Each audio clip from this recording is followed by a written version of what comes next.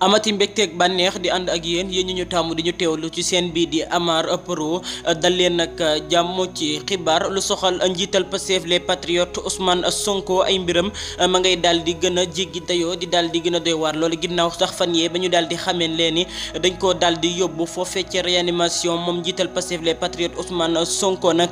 boobee ba tey nag ma ngay daal di def doxub ñaxtoom maanaam daal ma ngay am ak naqaram ginnaaw bu ñu ko daal di tegee loxo ba léegi nag ba waraloon sax loolee tax ñu daal di ko yóbbu foofee ci réanimation jëmoon ci benn grève de la faim maanaam ab benn xiifal boo xamante si ni mi ngi ko daal di woon amal jëmale ko ci naqar yi nga xamante si ni maanaam li nga xamante si ni daal di nañ koy daal di teg ci kawam moom njiital Pastef Ousmane Sonko ndax kat dafa daal di jàpp ni loolee ñu daal di teg ci kawam nekkul yoon ba waral tey jii nag moo daal di nekk ñaar fukki fan ak ñaar maanaam 22 jours yoo xamante si ni moom njiital Pastef les patriotes Ousmane Sonko ma ngi koy daal di amal ab grève de la faim ku nekk dak daal dinay xam ne ku daal di toog loolee te daal di woo lekk li muy daal di indi ak si sa yaram maanaam ci ñàkk ku wér loolee nag daal di nekk mbir moo xamante si ni sénégalais yu bëri ñu ngi koy daal di naqarlu tey ñaan ñu daal di koy bàyyi. Amar Pro.